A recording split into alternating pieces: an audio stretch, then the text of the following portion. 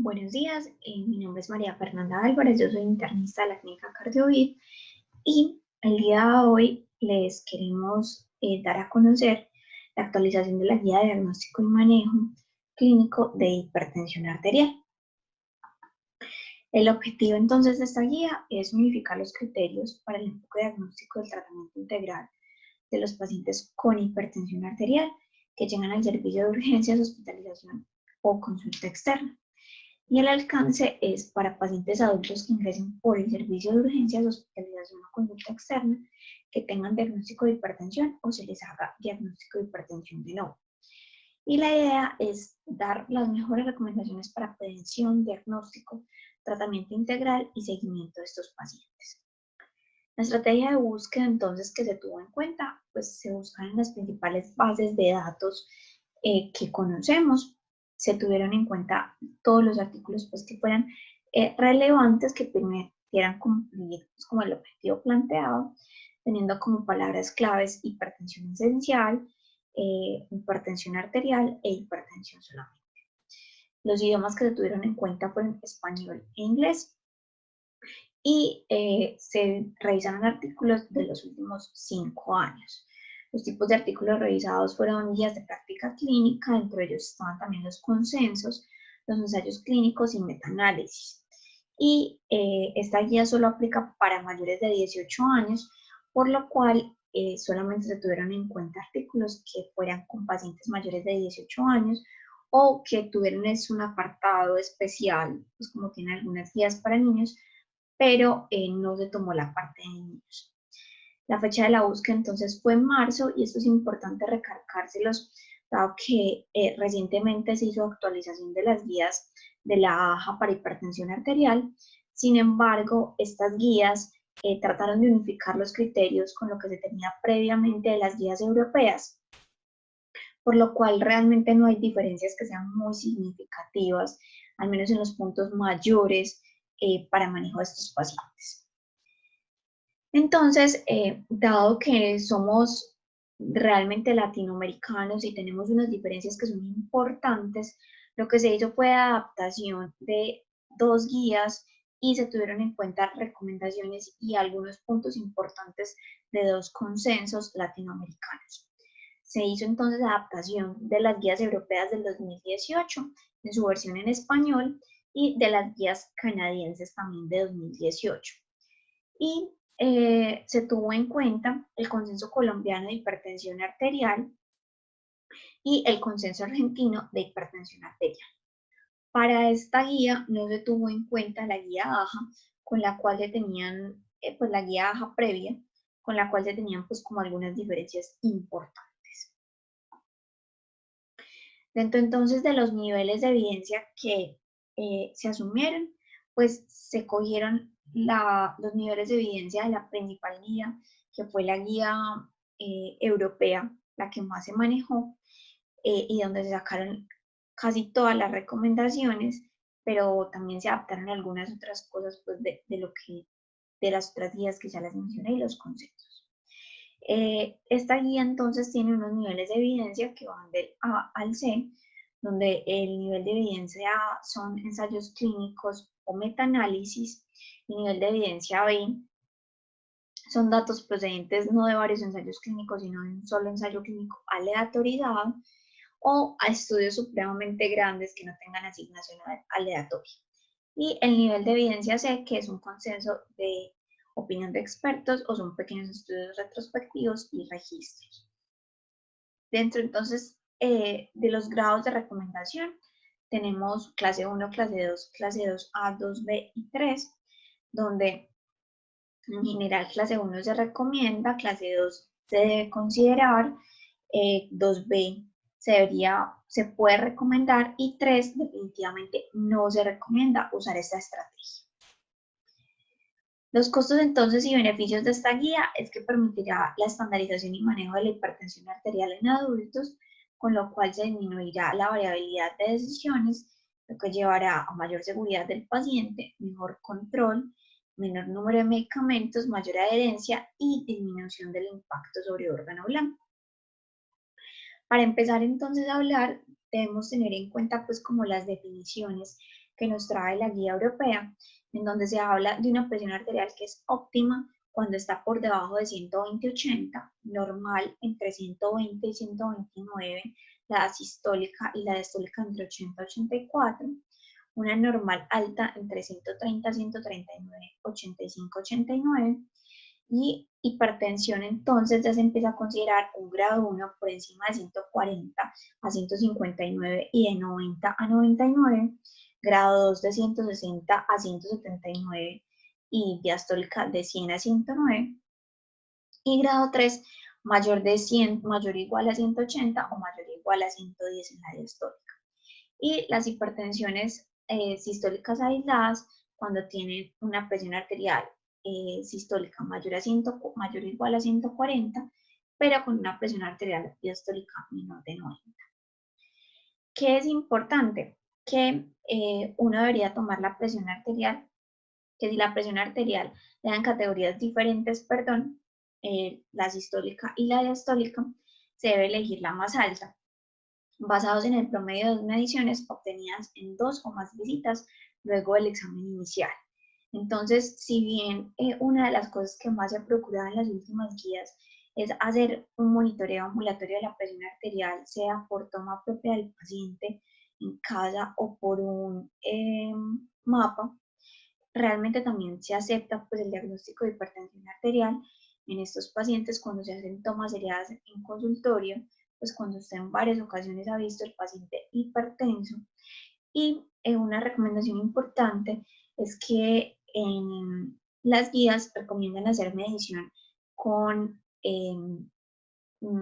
tensiómetros que sean electrónicos, que estén calibrados y que estén dentro de una base de datos pues que se autorizan, y esto lo recomiendan por encima pues de la medición manual. Lo otro que es importante pues en las definiciones iniciales es la hipertensión de bata blanca y enmascarada, siendo la hipertensión de bata blanca aquella que está aumentada en la consulta, pero que va a tener una medición ambulatoria que va a ser normal. Y se dice que son 30-40% de los pacientes que tienen presión arterial en consulta aumentada y que podrían ser bata blanca, y que este porcentaje puede aumentar hasta 50% en pacientes muy ancianos. Y la hipertensión arterial enmascarada son los pacientes que tienen presión arterial normal en consulta y que está elevada de forma ambulatoria. Y son 15% de los pacientes con presión normal en consulta. Generalmente es más común, a diferencia de la bata blanca, que es en ancianos, en varones jóvenes que generalmente son fumadores o que tienen gran actividad física, consumo de alcohol, ansiedad o están pasando pues como por un periodo de estrés laboral. ¿Por qué es importante entonces hablar de hipertensión arterial? Si nos vamos directamente a nuestro país, tenemos el estudio de análisis de situación en salud de Colombia para el 2016, donde encontramos una prevalencia del 22%, que podría estar subestimada, pero que sigue siendo pues un porcentaje importante de la población, en donde podemos impactar pues como en toda la parte de daño de órgano blanco y evitar esas hospitalizaciones si hacemos diagnósticos y tratamientos adecuados. Lo otro es que en Colombia vamos a tener diversas razas, climas y costumbres, lo que nos va a generar unas particularidades especiales, pues como en la parte del tratamiento. Tenemos una estructura de salud que las políticas de prevención en algunas ocasiones han sido insuficientes, por ello les digo que podemos tener subdiagnóstico de hipertensión arterial, porque a veces no se hace la tamización de forma adecuada. Tenemos adicionalmente un nivel sociocultural variado y altas tasas de pobreza, lo que hace que el acceso al sistema de salud también sea más difícil y que para el paciente sea en algunas ocasiones también muy difícil continuar como con las medidas dietéticas, los cambios en el estilo de vida o ser adherente a la medicación. Todo esto hace que haya un aumento particular de los factores de riesgo cardiovascular y que nos pone a nosotros en una mayor exigencia para tratar adecuadamente a esos pacientes. Entonces, lo inicial, pues si estamos hablando de la parte de prevención, es saber que hay que tamizar los pacientes, ¿cierto? Entonces se supone que todos los adultos deben tener la presión arterial reflejada en su historia médica y el adulto debe conocerla. Muchos de los pacientes le dicen a uno, como no, sí, a mí me tomaron la presión, me dijeron que era normal, pero no se les da muchas veces los valores. Y hay muchos pacientes que están tratados para hipertensión arterial y que están subtratados, pero que les dicen en muchas ocasiones que es un valor normal simplemente porque son hipertensos. Es importante que el paciente conozca cuál es su presión arterial para que se lo pueda comunicar pues como al otro médico que lo ve en algunas ocasiones. Y se deben realizar cribados a intervalos regulares cuya frecuencia va a depender de los valores de presión arterial que se encuentren, como vamos a ver más adelante.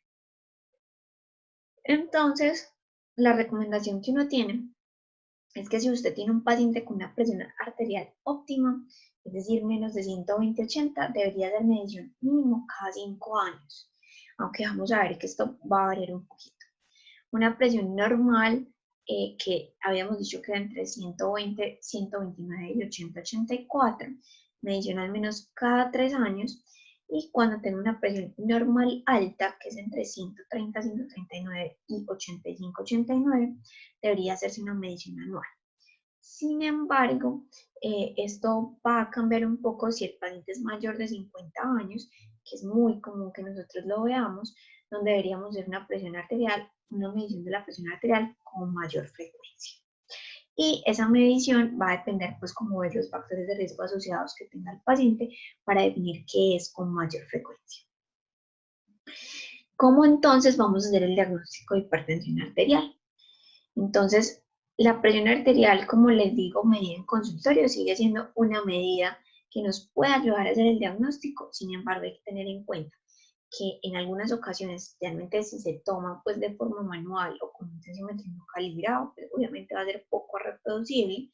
Se dice que tiene menor valor pronóstico, está sujeta a múltiples sesgos, como va a ser la reacción de alarma del paciente y el redondeo que en algunas ocasiones se puede hacer cuando se hace toma manual de la presión arterial. En algunas ocasiones no se hace una adecuada toma de presión arterial y eso es una de las cosas que más enfatiza la guía.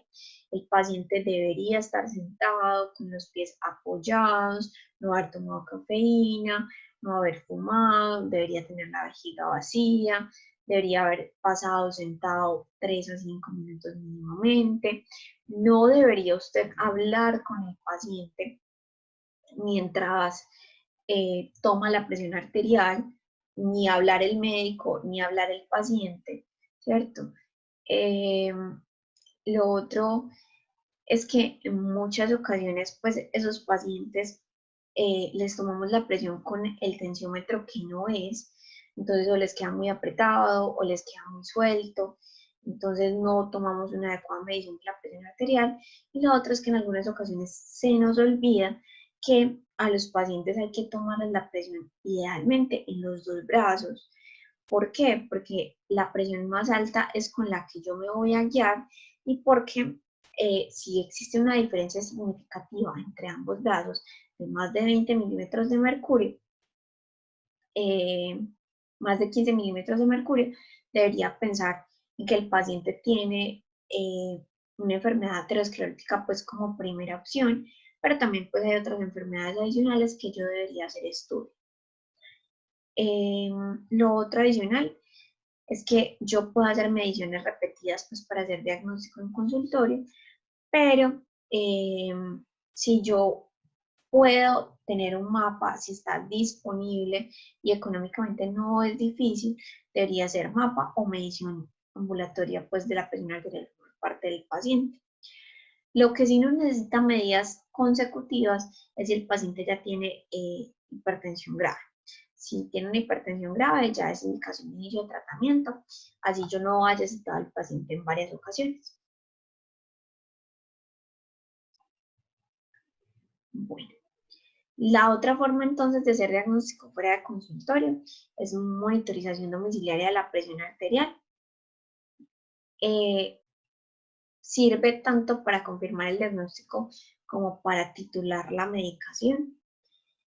Se recomienda hacer tomas diarias diurna y nocturna de la presión arterial durante 6 días consecutivos o más. Y Se recomienda en el seguimiento del paciente con diagnóstico de hipertensión arterial, sospecha de hipertensión de bata blanca, sospecha de no adherencia al tratamiento y cuando hay daño de órgano blanco o aumento del riesgo global con una presión que cuando se le toma en consulta es completamente normal. El otro que tenemos para hacer diagnóstico es el MAPA, que es la monitorización ambulatoria de la presión arterial, y se considera que un mapa es válido cuando el 70% de las lecturas son satisfactorias y al menos debería tener un registro válido por hora. Es importante que si el paciente toma siestas durante el día, eso se debe sacar del registro diurno por los cambios pues, que puede obviamente dar mucho más baja la presión porque el paciente está mucho más relajado. Lo otro que se recomienda es, especialmente en esos pacientes que les da las presiones como limítrofes, para poder confirmar el diagnóstico de hipertensión arterial. Cuando tiene terapia múltiple y sigue estando 10 milímetros por encima de la meta de presión arterial, a pesar de que usted considera que tiene una terapia óptima, para tamización de la hipertensión de bata blanca, para saber si realmente es bata blanca, y para modificación del tratamiento cuando tiene metas no alcanzadas. Estos entonces son los valores que uno debería tener en cuenta para diagnóstico de hipertensión arterial por MAPA o por AMPA. Por AMPA sería 135/80, por MAPA sería promedio 24 horas mayor de 130/80 o un promedio diurno mayor de 135/85 o un promedio nocturno mayor de 120/70. Entonces, de resumen, pues como de la parte de diagnóstico de hipertensión arterial, si yo tengo una presión arterial óptima, debería hacer medición mínimo cada 5 años. Si tengo una presión arterial normal, mínimo cada 3 años la medición. Si es normal alta, tendría que descartar que no tengo una hipertensión enmascarada y para eso debería hacer un mapa o un AMPA y verificar si son positivos o no para el inicio de hipertensión arterial. Si no, entonces uno pensaría pues que ese paciente tiene una bata blanca y si ese paciente yo le descarto pues que no tenga hipertensión arterial, igual como es normal alta, sería, obviamente todos deberían tener cambios en el estilo de vida, por eso son los que más énfasis tengo que hacer, y hacer la medición de la presión al menos una vez al año. Si es mayor de 180 a 100, como lo decíamos en unas diapositivas previas, pues yo no necesito hacer pues como estudios adicionales para confirmar y hago el diagnóstico de hipertensión arterial desde la primera consulta. Y si no, si es mayor a 140/90, igual se recomienda hacer un seguimiento o hacer un mapa o un AMPA si es posible y económicamente pues es factible. ¿Cuáles son los objetivos entonces de esa evaluación inicial del paciente? Entonces, son 3 grandes objetivos que son confirmar la presencia de hipertensión arterial, establecer el riesgo cardiovascular global e identificar alguna posible causa de hipertensión arterial secundaria. Ya vimos cómo se confirmaba y vamos a continuar pues como con los otros enfoques. La anamnesis es supremamente importante cuando usted pues ve de paciente por primera vez, ya que le haga diagnóstico de nuevo de hipertensión arterial o que ya el paciente venía con hipertensión arterial pero usted no lo conocía, definirá de cuánto tiene la hipertensión arterial, qué medicamentos ha recibido, qué otras medicaciones está recibiendo. Eso es fundamental, dado que nos puede aportar en la parte de control de la presión arterial. Si el paciente tiene antecedentes familiares de hipertensión arterial, enfermedad cardiovascular, SB o enfermedad renal crónica, evaluar cuál es el estilo de vida del paciente, qué factores de riesgo cardiovasculares puede tener concomitantes, buscar si es necesario posibles causas secundarias de hipertensión arterial, que eso más adelante lo vamos a ver, si ha tenido embarazos pasados y de pronto el embarazo se relaciona con la hipertensión arterial y si tiene uso de anticonceptivos orales combinados, los cuales se han asociado pues, con un aumento de la presión arterial. Lo otro es evaluar si hay menopausia y la terapia de sustitución hormonal. tenemos que buscar al examen físico, después de hacer esa buena anamnesis, indicadores de daño de órgano blanco. Entonces, si hay un déficit motor sensitivo, hacer fondo de ojo. Entonces, entre las recomendaciones de hacer fondo de ojo, está con una recomendación mucho mayor en la hipertensión arterial grado 2 o 3, y hacérselo a todos una recomendación un poco menor, que es una 2B. Y sí se recomienda pues siempre hacerlo a los hipertensos con diabetes. En el cuello, buscar soplos carotídeos, no porque que el paciente tenga una obstrucción me vaya a llevar a revascularizarlo necesariamente, sino porque depende de cómo esté esa placa aterosclerótica. Eso se puede considerar un factor de riesgo adicional por enfermedad arterial. Lo otro es mirar que en corazón no tenga soplos, edemas o signos de falla cardíaca en general. Que no tenga nicturia o edemas, pues para hablar la parte de riñón también, que no esté haciendo una falla renal del paciente. Y es fundamental siempre verificar que el paciente no tenga enfermedad arterial periférica concomitante, viendo entonces que no tenga ausencia o disminución o asimetría de los pulsos. Dentro de los paraclínicos, pues hay unos paraclínicos que se consideran básicos. Esto es un poco discutido entre las guías, que son hemograma, perfil lipídico, glucemia, electrolitos, TSH, creatinina, parcial de orina con albuminuria, ácido úrico y electrocardiograma, función hepática, al menos una vez cada año. ¿Y cuándo voy a hacerlos yo más seguidos? Pues dependiendo de los factores de riesgo que tenga el paciente. ¿Qué otras ayudas adicionales puedo tener? Entonces, ecocardio. Una de las recomendaciones para hacer ecocardio es que el paciente, usted le haya hecho el electro y el electro sea normal o tenga el paciente síntomas de disfunción de ventrículo izquierda. Anormal, generalmente lo que más se refiere es hipertrofia de ventrículo izquierdo. Ecografía de carótidas para detección de placas ateroscleróticas asintomáticas. Onda de pulso para determinar la rigidez arterial con un nivel de evidencia pues un poco menor. Lo mismo que el índice tobillo-brazo para determinar si el paciente tiene enfermedad arterial obstructiva crónica. Probablemente hay otros factores adicionales que nos van a guiar para hacerle búsqueda a este paciente de enfermedad arterial obstructiva crónica, como la edad o que haya fumado. Ecografía renal, si hay sospecha de hipertensión arterial secundaria.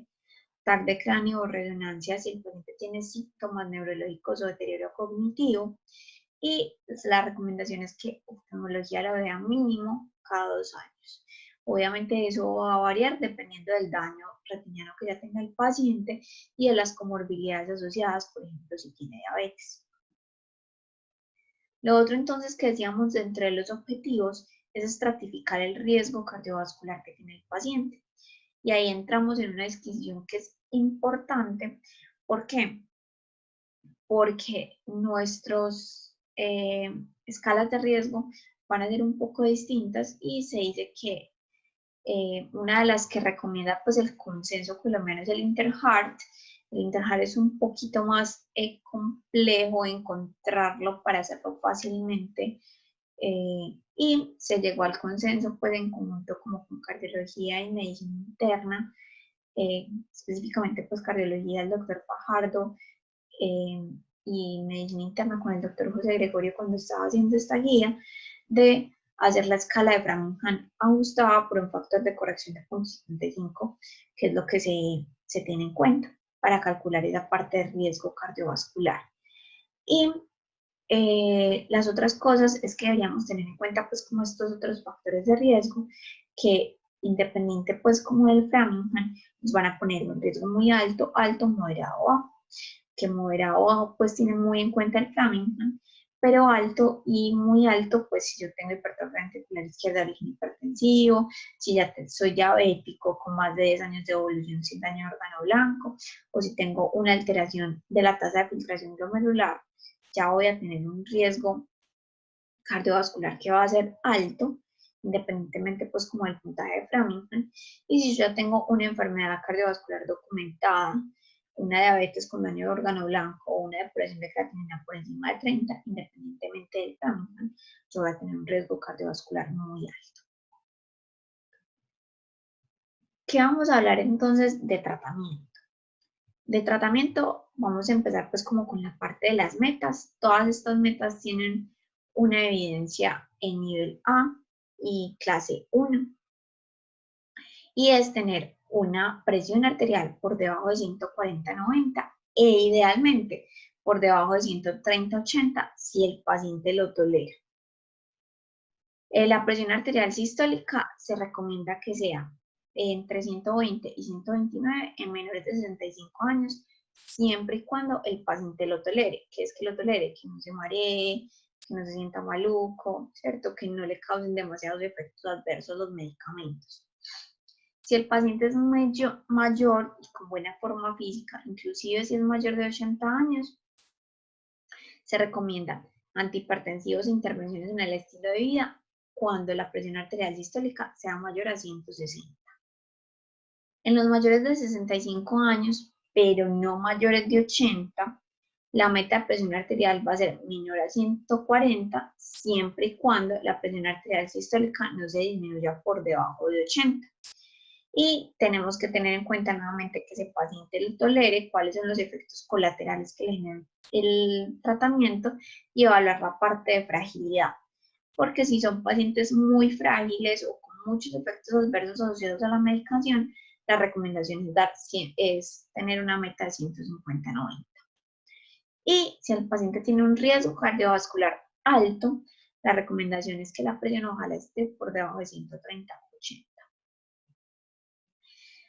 Lo otro entonces, fuera de ya saber cuáles van a ser las metas para mi paciente, es que muchas veces nos vamos directamente al tratamiento farmacológico, pero no hacemos énfasis en las medidas no farmacológicas que tenemos que tener en cuenta y que hay que dejar siempre consignadas y explicárselas claramente al paciente, porque esto nos puede ayudar a controlar adecuadamente la presión arterial y a necesitar un menor número de medicamentos. Entonces, como sabemos, la respuesta a la sal es mayor en los pacientes que tienen tez negra, mujeres, diabéticos y ancianos, por lo cual se recomienda restringir la ingesta de sodio. No es que no puedan comer sodio, sino que se debe restringir la ingesta de sodio a 2 gramos al día, que eso es igual a 5 gramos de sal. Se recomienda hacer 150 minutos de actividad física semanal, reducir el consumo de alcohol a menos de 14 unidades semana hombre y menos de 8 unidades semana mujeres, reducir al menos el 50% del consumo del tabaco. Obviamente si el paciente lo puede reducir del todo, maravilloso, pero al menos el 50% es lo que ha demostrado pues como un beneficio cardiovascular. Y con un nivel de evidencia un poco menor, se recomienda ingesta de potasio, que puede salir de la dieta en frutas, verduras, pescados, frutos secos y lácteos. Con respecto entonces al tratamiento, miren que siempre va a estar farmacológico, siempre va a estar de pilar recordándonos que tenemos que hacer intervenciones en el estilo de vida, independientemente del nivel de presión arterial que tenga el paciente, independientemente de que ya lo tengamos con medicamentos. Entonces, dentro de los pacientes que tienen 130, 139 y 85, 89, se va a considerar tratamiento en pacientes de riesgo cardiovascular muy alto, especialmente aquellos que tienen enfermedad coronaria. Ya en los pacientes que sí es el diagnóstico de hipertensión arterial, que tienen entre 140, 159 y 90, 99, entonces hay que preguntarse si el paciente tiene riesgo cardiovascular alto o muy alto. Sí, se recomienda un tratamiento farmacológico inmediato. Si no, se recomienda tratamiento farmacológico luego de 3 a 6 meses de intervenciones en el estilo de vida, si no se logra control de la hipertensión arterial. ¿Por qué? Porque los cambios en el estilo de vida nos pueden reducir la presión arterial 10 milímetros de mercurio, entonces nos podría llevar a un paciente casi que a normotensión. Si el paciente tiene 160, 179 o 100, 109, se debería definitivamente iniciar tratamiento farmacológico Lo mismo que si tienen mayor de 180 a 110, que son las clasificaciones pues, que teníamos de hipertensión arterial.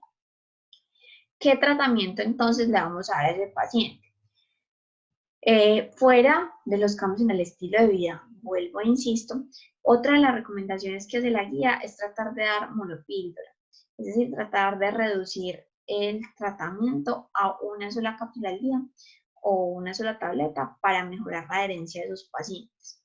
Dentro de las recomendaciones, pues ellos tienen los IECAS o los ARA, aunque siempre hacen énfasis en que los ARA se deberían iniciar es si el paciente pues tuvo un efecto adverso a los IECAS, más un calcio antagonista, pues un bloqueador de los canales de calcio o un diurético. Siempre se recomienda iniciar terapia combinada, excepto en los pacientes que tienen hipertensión grado 1, que tengan presión arterial menor a 150 o que sean mayores de 80 años, porque como esos mayores de 80 años pueden ser un poco más frágiles, por eso no se recomienda tanto la terapia combinada.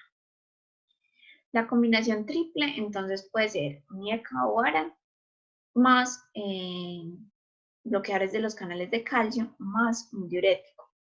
Que ese diurético generalmente se recomienda es que sea un diurético de tipo tiazida o pues alguno no necesariamente hidroclorotiazida, sino una clartalidona dentro de los otros pues que se podría iniciar. Y el paso 3 entonces sería una combinación en que fuera de los 3 medicamentos previos que yo tenía, podría iniciarle ese paciente la espironolactona o algún otro fármaco, y ese otro fármaco pues me va a depender como de las comorbilidades adicionales que tenga el paciente, ¿cierto? La espironolactona se recomienda a 25 o 50 miligramos al día, ojo con esos pacientes que tienen falla renal. Las otras recomendaciones serían un alfa o un beta bloqueador. Y aquí tenemos que empezar a mirar si el paciente sí está siendo adherente al tratamiento, si no nos está haciendo una bata blanca en el consultorio y por eso no nos está controlando la presión arterial. ¿Por qué? Porque si yo defino que este paciente es adherente, no es bata blanca ni nada, tendría que hacer estudios para hipertensión arterial resistente. Y algo importante que no tiene esta guía solamente, sino todas las guías pues, en este momento, es que los beta bloqueadores no son primera línea en general de tratamiento, excepto en los pacientes que los necesitan por algún otro motivo, que sea insuficiencia cardíaca, angina, infarto, fibrilación auricular o en las embarazadas. Hay unas combinaciones no deseadas que en algunas ocasiones las van a ver, sin embargo hay que tratar de evitarlas. Entonces el uso de beta bloqueadores más clonidina por el riesgo de bloqueo AB avanzado y disfunción del nodo sinusal, beta bloqueadores más calcio antagonistas no dihidropiridínicos por falla cardíaca y bradiarritmias, los beta bloqueadores alfa 1 más la clonidina por mayor riesgo de hipotensión sintomática, los IECA más los ARA2 por mayor riesgo de disfunción renal, y se ha visto que esta combinación no tiene pues, como ninguna eficacia en disminuir más la presión arterial y sí da mucho más riesgo de hipercalemia y también de que haya mucha más disfunción renal. Y los IECA o ARA más inhibidores de la renina también por disfunción renal y riesgo de enfermedad cerebrovascular isquémica. ¿Qué podemos decir de la terapia endovascular, que es otro de los tratamientos que tenemos? Realmente la terapia endovascular, entonces tenemos lo que más se va a ver es una estenosis aterosclerótica de las arterias renales, que es la principal causa de hipertensión arterial renovascular. Sin embargo, la terapia de revascularización percutánea con balón y o stent es completamente controversial, con una recomendación que es clase 3 y con un nivel de evidencia B. La recomendación como de terapia endovascular está más dada por otro tipo de hipertensiones arteriales que son secundarias a la displasia fibromuscular, que pues uno puede tener displasia fibromuscular no solamente a nivel renal, pero pues aquí nos estamos refiriendo específicamente a nivel renal y que tengan hipertensión arterial resistente asociada. Y la primera línea de manejo en estos pacientes no es poner la stent, sino hacerle angioplastia con balón. Solamente se recomienda el stent en disección de la arteria renal o fallo de la terapia con angioplastia. Y la cirugía, pues, es en casos ya muy extremos. Dentro del seguimiento, entonces se debería examinar al menos una vez a ese paciente que yo le hice diagnóstico de hipertensión arterial y inicié tratamiento en los primeros 2 meses. Y la frecuencia del seguimiento va a depender de la gravedad de la hipertensión arterial, de la urgencia para controlar la hipertensión arterial y de las comorbilidades asociadas que tenga el paciente.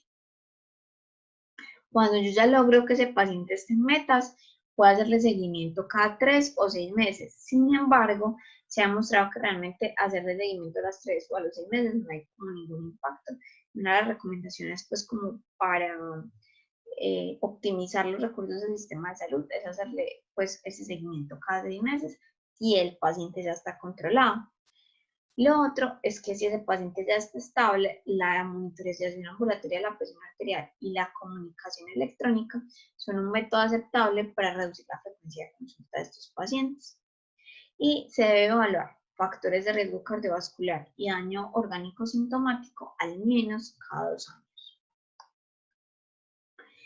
Bueno, lo otro que tenemos y que tenemos que evaluar, valga la redundancia, es la hipertensión secundaria. Entonces, dentro de los estudios de hipertensión secundaria hay un montón que a unos le pueden venir a la cabeza, pero hay unos como más puntuales por ser lo más prevalente que sí deberíamos hacer. Si yo tengo un paciente que es hombre, no quiere decir que a las mujeres no les dé apnea del sueño, pero es más común en los hombres, y que sea obeso, no quiere decir que a los flacos no les dé apnea del sueño, pero es más común en los obesos, que tenga los síntomas de hipersomnia diurna, hipertensión mal controlada o severa, que no tenga dipping nocturno en el mapa, se debe descartar apnea del sueño, como con la polisomnografía. Si yo tengo un paciente que tiene menos de 40 años y que tiene una hipertensión, una hipertrofia del ventrículo izquierdo, sin otra explicación, asociado a hipocalemia, sea o no sea con diuréticos, debería buscar hiperaldosteronismo primario. Este es un grupo muy reducido, pero inclusive la guía de hiperaldosteronismo primario dice que si usted tiene un paciente joven que le hace hipocalemia con diurético, siempre debería buscarle hiperaldosteronismo primario, independientemente de que tenga hipertrofia del ventrículo izquierdo o no. Y el feocromocitoma es una cosa en la que mucha gente piensa, sin embargo es algo supremamente poco común y se debería buscar cuando usted tiene como unos síntomas muy específicos. Son esos pacientes que le llegan a usted en urgencia hipertensiva, en emergencia hipertensiva, y usted le inicia tratamiento y con el tratamiento se va para el piso, entonces toca quitarle el tratamiento. Entonces son hipertensiones arteriales episódicas que tienen paroxismos de palpitaciones, hiperhidrosis, palidez y cefalea. En muchas ocasiones se confunde a estos pacientes como pacientes con trastornos de ansiedad precisamente porque hacen palpitaciones, palidez, se sienten pues súper oprimidos. Entonces, ojo con esos pacientes que usted cree que es ansioso pero están hipertensos, que esos pacientes pueden estar teniendo un feocromocitoma. Y la recomendación ahí es hacer un estudio de metanefrinas en orina. Estos estudios son clase 1, nivel de evidencia A, y ya clase 1, nivel de evidencia B, en los pacientes que tienen una hipertensión más mal controlada, con una creatinina que aumentó por encima de 1,5, o que usted le inició un IECA, un ARA y le aumentó la creatinina, y que usted le ve alteraciones en el sedimento urinario, es decir, una piuria estéril no es normal, ¿cierto? Una hematuria no es normal, unos cilindros no son normales de forma consecutiva. Entonces, el análisis hay que saberlo analizar y si usted ve alguna alteración debe buscar cuál es la causa. Dentro de ellas puede estar pues que el paciente tenga una hipertensión arterial por enfermedad parenquimatosa renal. Lo otro, pues es que usted le hizo una ecografía y le encontró pues, alteraciones, siempre debe pensar pues, como en la parte de enfermedad parenquimatosa renal. Y si es un adulto menor de 40 años con hipertensión resistente, especialmente si es mujer, lo otro es buscar una displasia fibromuscular. Lo otro, pues, fuera de la hipertensión secundaria, es la hipertensión resistente. Pueden ir de la mano y dentro de ello, pues, hay unas características especiales. Normalmente los pacientes que más tienen hipertensión resistente son pacientes mayores de 75 años, de raza negra, obesos y con ingesta excesiva de sodio. Pueden tener como enfermedades concomitantes asociadas que van a llevar a daño de órgano blanco, o pueden tener diabetes, enfermedad vascular aterosclerótica, rigidez aórtica e hipertensión arterial sistólica aislada. Dentro de los pacientes también hay que buscar causas secundarias de hipertensión arterial, porque por ejemplo el hiperaldosteronismo se controla en muchas ocasiones solamente con el uso de espironolactona y logra que el paciente se le reduzca inclusive la dosis de los medicamentos, que si tiene enfermedad renovascular y usted le empieza a dar puro IECA y ARA, pues el paciente no le va a mejorar, inclusive se le va a deteriorar más el riñón. Lo otro siempre es buscarles apnea del sueño, porque una vez usted logra controlarles la apnea del sueño, el paciente probablemente va a disminuir el requerimiento antihipertensivo o que no tenga enfermedad renal crónica.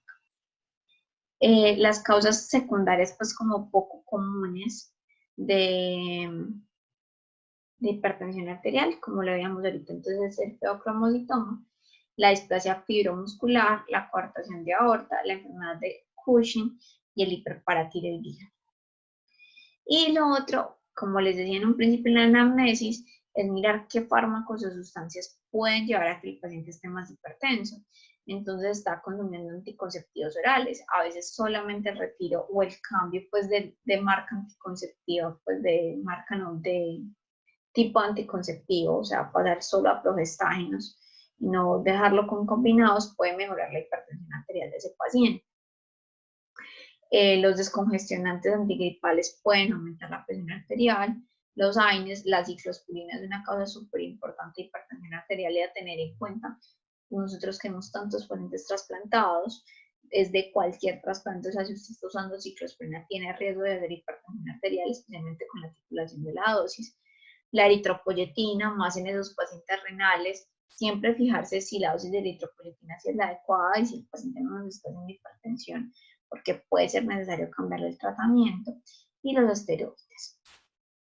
Otras sustancias pues que no necesariamente son prescritas, pero que dan hipertensión arterial, entonces está la cocaína, las anfetaminas, los esteroides anabolizantes. Hacer mucho énfasis en el interrogatorio de ese paciente, venga, usted le dan algo en el gimnasio, pues si usted le pregunta esteroides puede que le diga que no, pero cuando usted se pone a ver los componentes de lo que le dan en el gimnasio probablemente tenga esteroides. Y los remedios herbales. Entonces, siempre preguntar al paciente, ¿usted toma algo así sea naturista? Dígame qué. ¿Listo? El otro escenario, pues aquí importante, es la emergencia y la urgencia hipertensiva. Pues hay una diferencia importante, es que en la emergencia yo tengo más que el valor, si bien el valor puede ser significativo, es el daño de órgano blanco que yo voy a tener ese paciente lo que me va a definir si estoy en una emergencia o no. Entonces, si yo tengo daño de órgano blanco, voy a tener una emergencia hipertensiva y pues la división que yo de emergencia hipertensiva es el paciente que tiene hipertensión maligna con o sin microangiopatía trombótica o falla renal, los pacientes que tienen encefalopatía hipertensiva o ACNSB, los pacientes que tienen isquemia coronaria y hacen edema pulmonar asociado, enfermedad aórtica aguda pues en la parte de disección, y en la parte de embarazadas, eclampsia o preeclampsias severas. Y uno debe tratar al paciente de acuerdo al órgano blanco que esté afectado. Entonces, por eso, pues, hay diferentes, pues, como tipos de tratamiento que vamos a ver. Y diferentes objetivos también en las metas. Entonces, de hipertensión maligna, la idea es reducir la presión arterial en 20-25% en las primeras horas. El tratamiento sería la betalol. En la encefalopatía hipertensiva, reducción inmediata de la presión arterial en un 25% también con la betalol. en ese base isquémico, entonces va a depender si es del nivel de presión arterial, perdón, de una presión arterial sistólica mayor de 220 y una diastólica mayor de 120, reducir al menos el 15% en una hora con la betalol. Si yo tengo un SB hemorrágico, reducirlo al menos a menos de 180 milímetros de mercurio. La presión arterial, había unos estudios previos que preconaban disminuirlo a menos de 140, pero lo que se encontraba es que realmente no hay una diferencia entre 140 y 180. Si yo tengo evento coronario agudo, tratar de disminuirlo a menos de 140. La betalol y nitroglicerina son opciones. En edema pulmonar también reducción a menos de 140. Puedo tener nitroprusiato, nitroglicerina y diurético de asa asociado. En disección aórtica es una de las que más tenemos que parar como el ojo, porque es una de las que más nos tiene que hacer correr, que reducir de forma inmediata la presión arterial a menos de 120 y tratar de llevar la frecuencia cardíaca a menos de 60 para disminuir pues como toda la parte de la disección, y se puede hacer con nitroprusiato o nitroglicerina. Y si yo tengo eclampsia o preeclampsia, hacer una disminución por debajo de 160 de la sistólica y por debajo de 105 de la diastólica. Y eso lo puedo hacer con la betalol o sulfato de magnesio. Ya pasando al escenario de emergencia y urgencia hipertensiva, pues entonces tenemos la hipertensión en el embarazo. De la hipertensión en el embarazo, pues la definición es que tenga una presión arterial por encima de 140 o una presión arterial diastólica por encima de 90, y se considera leve entre 140 a 159 y 90 a 109, y grave mayor a 160 a 110. Hay unas clasificaciones entonces de la hipertensión asociada al embarazo, y es que yo puedo tener una hipertensión preexistente, que esa hipertensión preexistente es la que precede al embarazo antes de la semana 20, es decir, a mí me empiezan a tomar la presión a la semana 10, 7, 12, 15 y ya estoy hipertensa, y generalmente persiste posterior a las 6 semanas postparto y puede tener proteinuria asociada. Yo puedo tener adicionalmente una hipertensión gestacional, que la hipertensión gestacional es la que se presenta después de la semana 20. Generalmente suele resolver a las 6 semanas postparto, pero son pacientes a las que hay que hacerle vigilancia porque tienen mayor riesgo pues, de ser hipertensión arterial posterior o que requieran pues, continuar tratamiento posterior a esas 6 semanas. Yo puedo tener entonces también hipertensión preexistente con superposición de hipertensión gestacional con proteinuria. Puedo tener preeclampsia, que es una hipertensión gestacional con proteinuria significativa, que es más de 0.3 gramos en 24 horas o más de 30 miligramos por milimol. Y puedo tener una hipertensión arterial inclasificable, que es aquella que llegó tardíamente a los controles y le empezaron a medir la presión por encima de la semana 20, entonces no sabemos si era preexistente o si es una hipertensión arterial gestacional. Eso generalmente suele aclararse en el posparto, pues porque como les decía, la gestacional tiende a resolver a posparto y la preexistente pues obviamente se queda, pero no siempre es así, pero es como la pistica que nos puede ayudar. Dentro del tratamiento de las pacientes pues como maternas, tenemos que se deberían tratar elevaciones persistentes por encima de 150-95, y vamos a tratar a las que estén por encima de 140-90 si tienen hipertensión gestacional con o sin proteinuria, si tienen hipertensión preexistente con superposición de hipertensión arterial gestacional y si ya tienen daño de órgano blanco.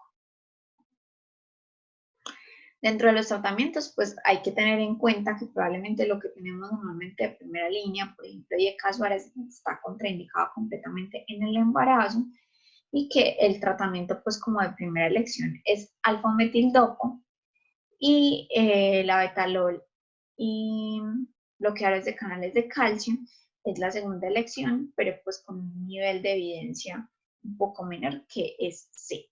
En cambio, la metildopa es nivel B.